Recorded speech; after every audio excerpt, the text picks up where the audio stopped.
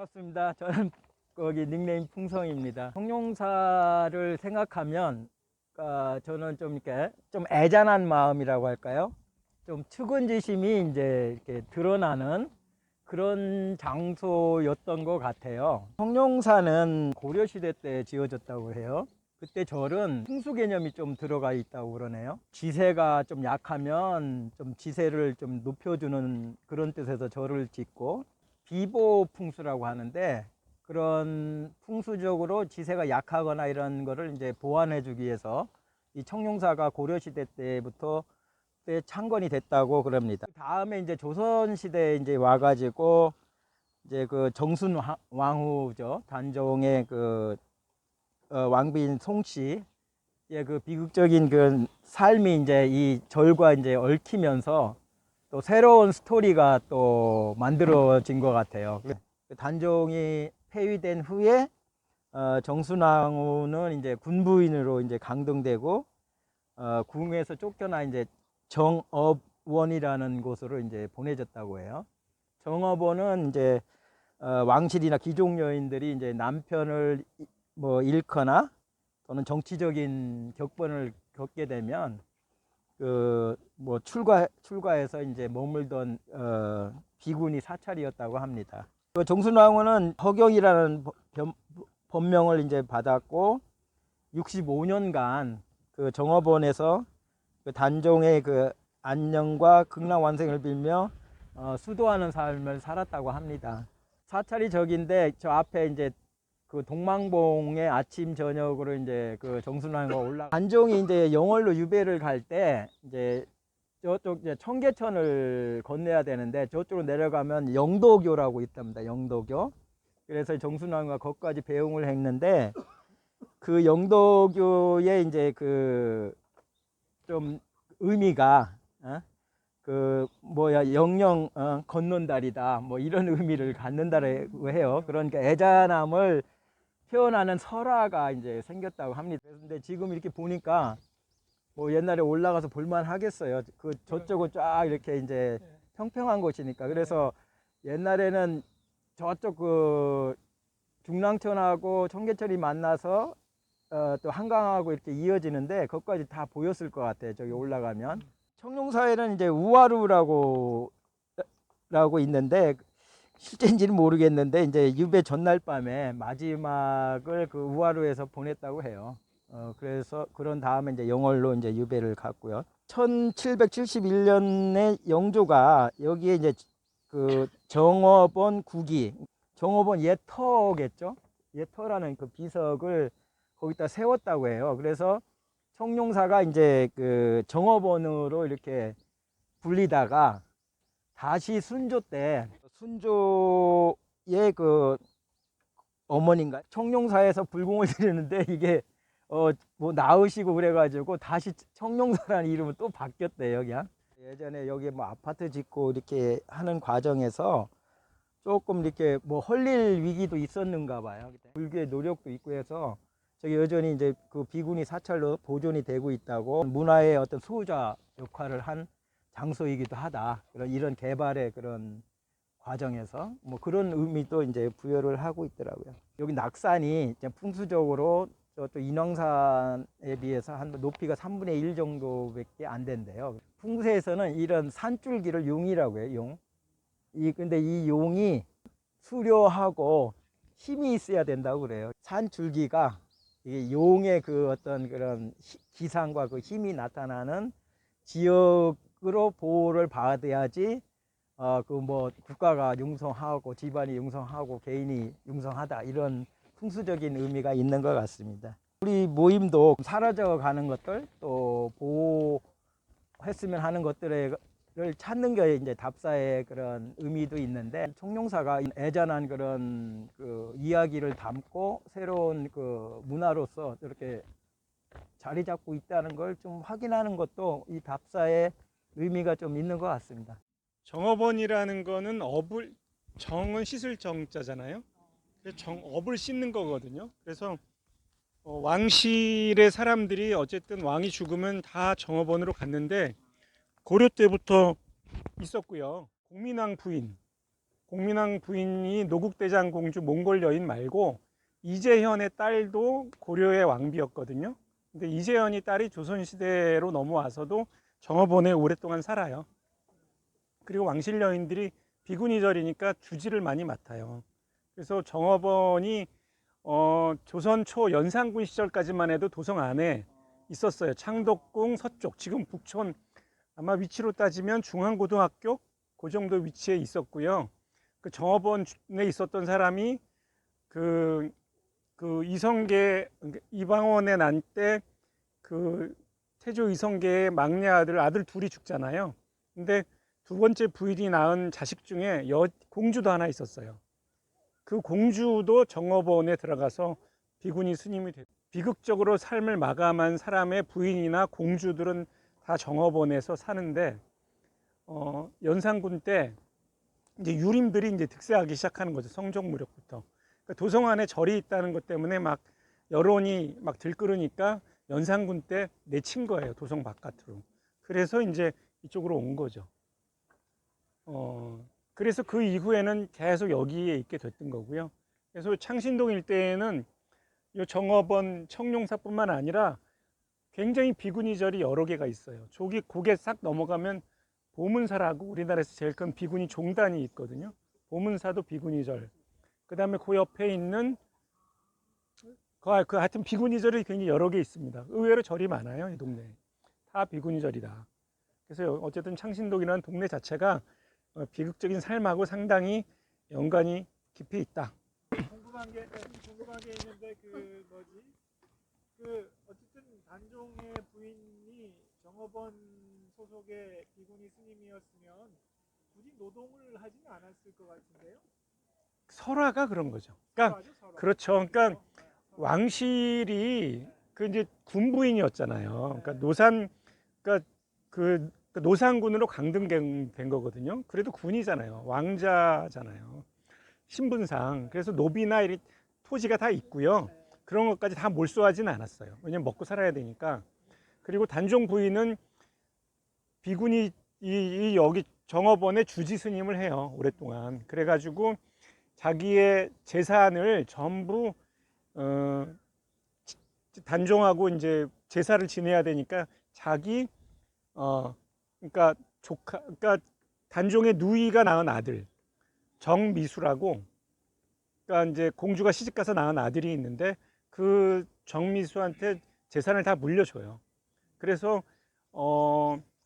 그 동네 정씨인데 그래서 그 집안에서 계속 단종 제사를 지내가지고 정업원 국이라는 게 그 영조 때 그 비를 세운다고 그랬잖아요. 그거를 그 정씨 집안에 물어봐서 정업원이 어디 있었어라고 물어봐서 여기입니다 하고 그 집안에서 알려주는 거예요.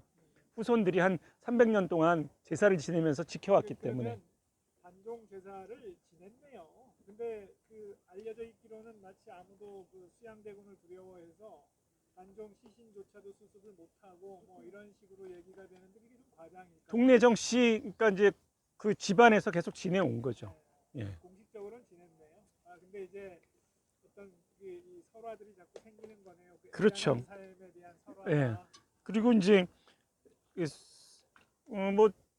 근데 그 저거는 이때 세조가 이제 미안하니까 뭐 쌀도 주고 뭐 보내주는데 그건 다 거절하고 안 받는데요. 그래서 일부러 약간 노동을 할 수도 있겠죠. 그래서 여기서 옷감에 물을 들여서 저기 가면 황학동 시장 있잖아요. 중고품 파는데 황학동 시장에 여인 시장이 만들어지거든요.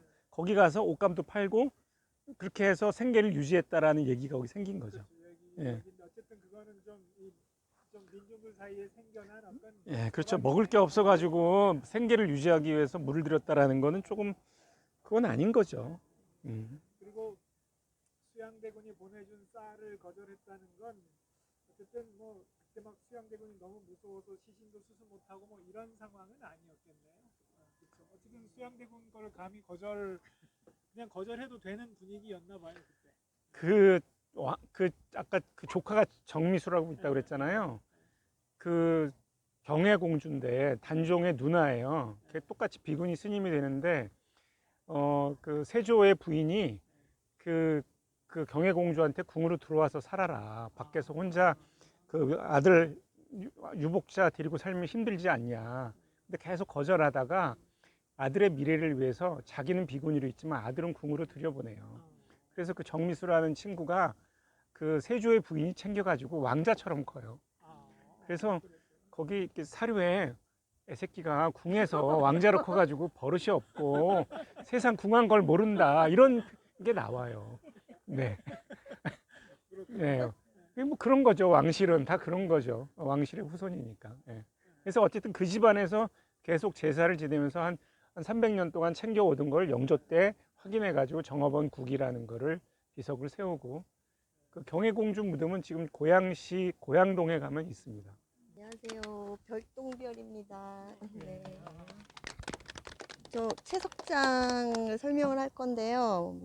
저기 깎아 내려 이렇게 보이는 절벽이 채석장인데 이제 일제강점기 때 그 서양 건축 양식이 들어오면서 석조 건물을 마구 지었다고 하더라고요. 그래서 그때 당시 한국은행, 뭐 서울역, 옛날 서울시청 그리고 조선 총독부 건물을 지을 때 지금 저기 있는 화강암을 가져다가 사용을 했는데 저기 화강암이 질이 좋고 그리고 위치가 동대문 바로 바깥이라서 실어 나르면서 이동하기가 편해서 저렇게 이쪽에 돌을 많이 사용을 했다고 하고요. 현재 뭐 일제강점기 때까지만 이용을 했고 그리고 한 지금 알 수 있는 그러니까 볼 수 있는 거는 한 4곳 정도 남았다고 해요. 그리고 한국전쟁 이후에 이 주변으로 그 상경한 이주민하고 피난민이 채석장 일대로 모여들면서 창신 숭인 마을이 이루어졌다고 합니다. 2007년에 이 일대가 아파트가 들어서 뉴타운으로 이제 지정이 됐거든요. 근데 이제 그러면서 이제 철거될 위기에 처했었는데 주민들의 반대로 지정 해제되어 있고, 예, 박원순 시장 때 전면 철거가 아닌 그냥 재생을 선택한 창신 숭인 지역이 도시 개발로 이제 새로운 모델로 되었다고 합니다. 그래서 2014년에 그 전국 1호 도시 재생 선도 지역으로 지정돼서 동네 이제 역사 이야기나 뭐 친숙한 삶의 터전을 주민 스스로 보존하자 하면서 지속 가능한 뭐 변화를 만들기 위해서 주민들이 2017년에는 주민들이 공동 출자한 뭐 창신 도시 재생 협동조합이라는 게 만들어졌대요. 그래서 그걸 기반으로 도시와 관련 편한 시설을 대대적으로 정비를 하면서 마을에 이제 유휴 공간이나 뭐 커뮤니티 시설 확충하고 노후 골목길 계단 정비하고 그다음에 뭐 CCTV 그다음에 비상벨 뭐 안심 장치 그리고 태양광 조명 뭐 설치 그리고 노후 하수도 정비도 했는데 그게 2021년까지 완료가 되었다고 합니다. 그리고 2019년에는 요게 지금 2019년에는 그러니까 2017년에 그렇게 도시재생 선도 지역으로 확정이 되면서 지금 우리가 이렇게 다니면서 봤던 것들이잖아요. 그러면서 여기 지금 우리 앉아 있는 여기 정망대 주민들을 위한 시설로 변신을 했다고 합니다. 그래서 그러니까 지금 제 느낌인데요. 그냥 미래의 우리 후손들에게 과거의 아픔을 잊지 않는 이렇게 전망대가 될 것 같다는 생각이 들었고, 그러면서 이제 이런 일을 발빠르게 이제 진행한 그 박원순 시장이 또 한 번 다시 떠오르게 됐어요.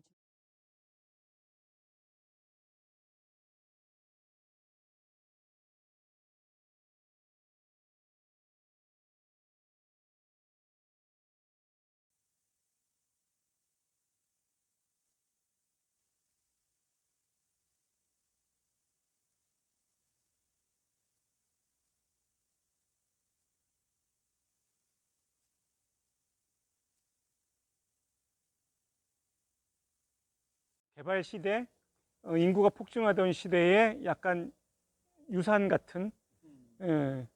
저는 어릴 때 제가 여기 이 동네에 20년 살았어요. 창신동에. 결혼하기 전까지 여기 살았는데 제가 기억나는 게 있어요. 옛날에 여기 이제 그 쓰레기 치우는 청소부 여기를 어떻게 쓰레기를 치울까요? 예? 굴려야죠. 예. 그 예전에는 리어카에 그 쓰레기 봉투 같은 게 없었어요. 그래서 집집마다 연탄재 해가지고 집집마다 이렇게 내놓잖아요. 그러면 리어카에 쓰레기 청소하시는 분이 사부를 퍼날라 가지고 리어카를 한가득 다 채워요. 저 위에 빈 리어카 저 산꼭대기로 새벽에 올라가요. 밤늦게. 저 위에서부터, 그러니까 여기 아마 리어카 수십 대가 저 산꼭대기부터 풀려가지고 아래로 내려오면서 연탄재부터 해가지고 다 담는 거예요. 그러면서 계속 내려오면서 가득 차겠죠. 근데 나중에 되면 이게 이렇게 불어나기 때문에 끈으로 묶고 한 다음에 2인 1조로 리어카를 갖고 내려오는데 여기를 어떻게 내려올까요? 여기 앞에 사람은 내려오는데 이게 경사가 급하니까 앞 사람은 다리가 들려서 이거 리어카 앞쪽을 붙잡고 다리가 이렇게 들려 있어요. 그리고 뒤에 사람이 몸을 실어 가지고 뒤에서 누르면서 2인 1조로 이런 데 내려와요. 그것도 겨울에. 그걸 제가 노상 봤거든요. 그렇게 해서 이 리어카로 해서 저 동대문 데까지 그 리어카를 끌고서 저기 장 내려가면 리어카 수십 대가 여기 다 모은 쓰레기를 모아서 처리할 데가 없으니까 길 한복판에 밤늦게 한 12시 가까이 되면 다 리어카로 거기다 부어놔요. 그럼 길이 완전히 다 쓰레기장이 되는 거예요. 그럼 새벽에 그 쓰레기 청소차가 와가지고 트럭이 와서 그걸 다 실어요. 다시 다 싣고 물 뿌려가지고 물 청소하고 그리고 아침 되면 싹 사라져요. 냄새는 남죠. 아마 지금도 그렇게 하지 않을까 싶어요. 왜냐하면 여기도 보니까 작은 트럭 같은 게 와가지고 쓰레기 봉투 다 담더라고요. 그런 활동하시는 그 청소부들이 지금도 있던데, 어쨌든 옛날에 그런 이 험난한 도시 생활에서 그런 분들이 고생을 하셨다. 예, 그런 기억이 떠오릅니다. 예.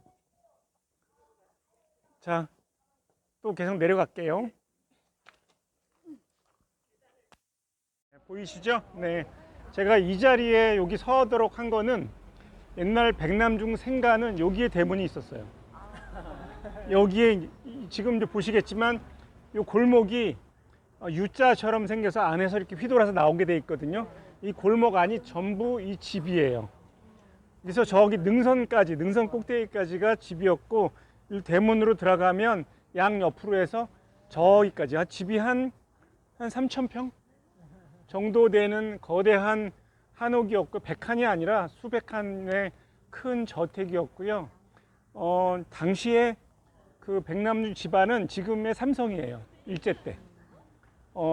할아버지는 조선의 여기 시전 상인, 그러니까 운종가에서 유기전 장사하던 유기전의 후손인데 주로 비단을 취급했어요. 중국 비단. 그래서 조선시대 때부터 굉장히 부자고, 근데 그 할아버지가 이제에 밝아서 일본 물건들이 이제 들어오잖아요. 그러니까 비단을 취급했던 경력을 살려서 그 비단 견직물 공장을 세워요. 그래서 영등포에 하나, 그 다음에 저쪽 왕십리 쪽에 해서 직원이 3,000명. 엄청난 규모의 공장을 거느린 어마어마한 부자였고요. 그 부잣집에서 공부하면서 컸기 때문에 온갖 문화적 혜택을 다 누리면서 살았어요. 집 안에 그 영사기가 있어요. 그래서 누이가 시집가기 전에 그 영사기로 영화 틀면서 집 안에서 영화를 직접 봤고, 피아노 치고 하는 건 기본이었고, 백남준은 그래서 백남준이 음대 나왔거든요. 아, 음대 나왔어요? 예. 백남준이 경기고등학교, 일제 때 경기고등학교, 그러니까 서울 경성제일중학교죠. 거기 졸업하고 홍콩 유학 가고 동경대 나왔어요. 동경대에서 철학 그런데 또 이제 철학을 공부해요. 그리고 피아노를 김순남, 북으로 간 유명한 작곡가 김순남한테 피아노를 배우고, 그래서 어릴 때부터 영화, 음악, 예술적인 감성을 집안의 부를 활용해서 엄청나게 그 문화적인 이걸 누리면서 살아요.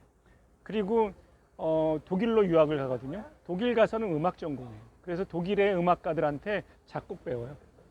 그래서 온갖 문화적인 분야에 다 이렇게 두루 섭렵을 했기 때문에 뭐 저는 비디오 아트는 잘 모르겠지만 어쨌거나 서양 사람들 눈에 보더라도 뭔가 굉장히 획기적인 눈에 띄는 어떤 작품 활동을 할 수 있었던 거예요. 그래서 그냥 시골 촌부나 그 식민지 조선에서 태어난 그냥 문화적 후진국의 한 일개인이 아니었어요. 조선 사람이긴 하지만 문화적으로는 누릴 수 있는 최고 인류 수준의 문화를 누리고 자랐고 부인은 일본 사람이었거든요.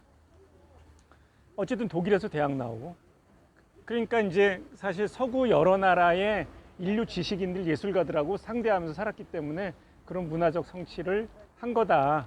그래서 핏줄은 조선인이지만 그분이 누는 문화적인 기운은 글로벌 인류라고 생각하셔야 돼요. 예. 그래서 조기 들어가기 전에 한 바퀴 돌아서 들어갈게요. 이 집안이 얼마나 거대했던 집안인지를 보고 들어가겠습니다. 가시죠. 그 예술 활동을 하는데 할아버지한테 그 재력을 물려받은 그러니까 주로 작은 아버지들이 회사를 경영했거든요. 근데 이승만 정권 때 권력 유착으로 거의 뭐 지탄의 대상이 되고요. 그래서 5.16 쿠데타 있고 나서 왜 이제 재산 빼앗고 막 그러잖아요.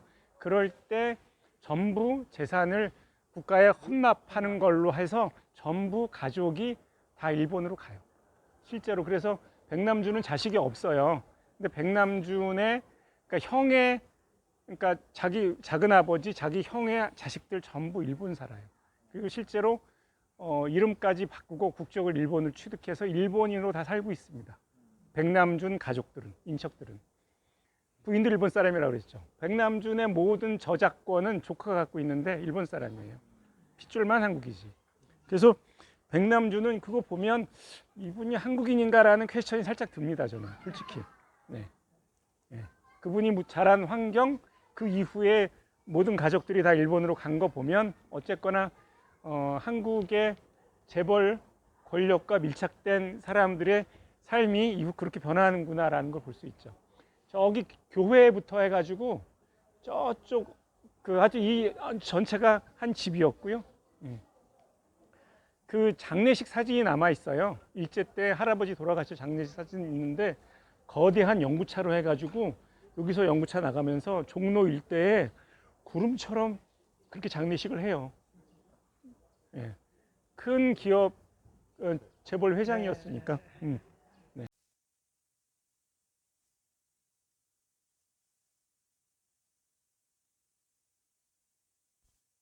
여기는 한국 전쟁 때 집이 싹 불타요. 그래서 이제 그 이후에 방치되어 있다가 다 일본으로 건너갔다 그랬잖아요. 그래서 여기를 택지 분양을 해가지고 다 이 건물이 들어선 거예요. 잘게 잘라가지고. 이 모양이 딱 뭔가 한터전이었다 같은 지도잖아요. 네. 골목도 그래서 이렇게 좀 그렇죠. 나름대로 좀. 예. 그 지금은 약간 한옥이 양옆으로 남아 있어요.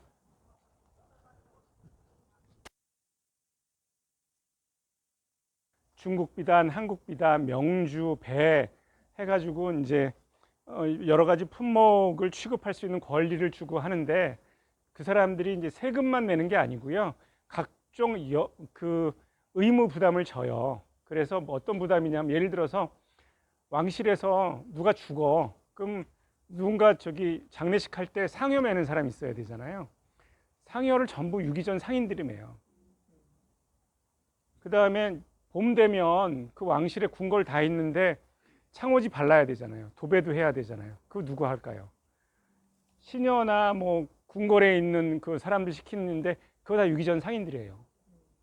심지어 정조는 자기 아버지 능에 참배하러 갈 때 노량진에서 그 임시로 부교를 만들어 놓고 건너가잖아요. 그 다리 누가 낚게요? 유기전 상인들이 나요. 이런 식으로 조선시대 내내 유기전 상인들한테 엄청난 부담을 지우는 거예요. 그러니까 독점적으로 이 사람들은 더 권리를 많이 악착같이 쥐고 그걸 활용해야 자기들이 그 부담 지우면서 나름대로 자기들 생활을 유지할 거 아니에요. 그러니까 나라가 행정력으로 커버해야 될 거를 권리를 띄워주고 자기들한테 의무를 부담하니까 그 사람들이 약간 횡포를 부려야 안 부려요. 독점적으로 횡포를 부릴 수밖에 없죠. 자기들도 뜯기는 게 많으니까. 그런 식으로 시스템이 운영되어 왔기 때문에 조선 말기 되면 그게 아주 문란해져 가지고 이전 투구가 벌어지는 거거든요. 그래서 저는 그 조선이 망한 이유 중에 큰 이유가 이제 하나는 그 세금 문제 때문에 이 세금 체계가 문란해지고 하는 것도 있고, 이런 행정 시스템이 사실은 시대 흐름하고 안 맞아요, 나중에 되는. 그래서 그런 이유도 있다고 봅니다. 근데 이제 백남준 씨 집안은 그 일제로 시대가 바뀔 때 빨리 공장제 시스템으로 전환해서 공장 세우고 하면서 엄청난 부를 얻은 거고요. 그래서 사실은 삼성 이병철 이전에 50년대 최초의 재벌소리를 들은 거는 백씨 집안이에요.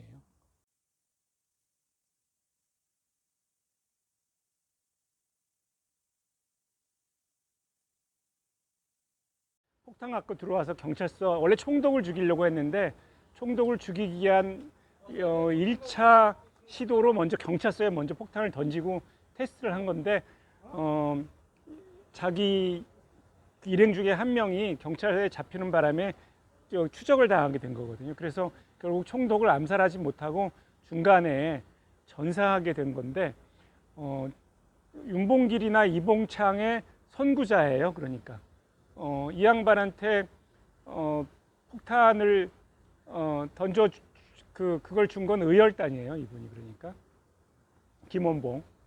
네.